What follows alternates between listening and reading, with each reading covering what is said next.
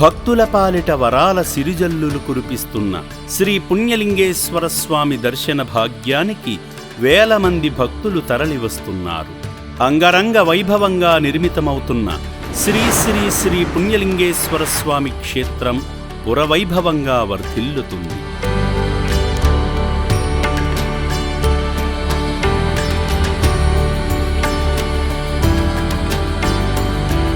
కోరిన వరాలను అందించే పుణ్యమూర్తి మూల ప్రదాతయై ముక్తిని ప్రసాదిస్తున్నాడు.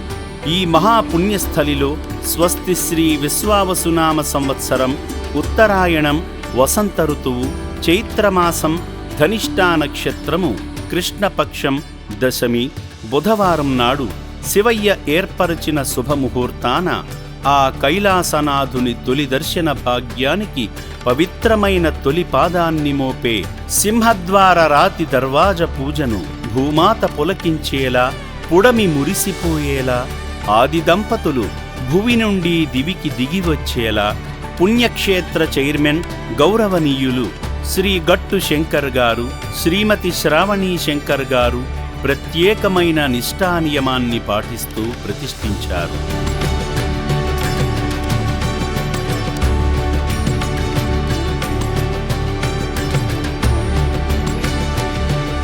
పూజానంతరం పుణ్యక్షేత్రంలోకి ప్రవేశించే ప్రధాన సింహద్వార రాతి దర్వాజ నుండి ఆ పుణ్య దంపతులు తొలి పుణ్యభక్తులుగా కుడిపాదములను మోపి పుణ్యలింగేశ్వరుని దర్శన ప్రవేశద్వారమున పుణ్యక్షేత్రంలోకి ప్రవేశించారు. పుణ్యలింగేశ్వర స్వామికి పూజా మందిరం ఆగమ శాస్త్ర నియమాలతో జరిగే యజ్ఞం. అనంతరం ద్వాదశ జ్యోతిర్లింగాల ప్రతిమలను నిలిపే పవిత్రమైన పుణ్యస్థలానికి కూడా పూజ చేసి పరమేశ్వరుని దివ్య ఆశీస్సులను పుణ్యఫలంగా స్వీకరించారు.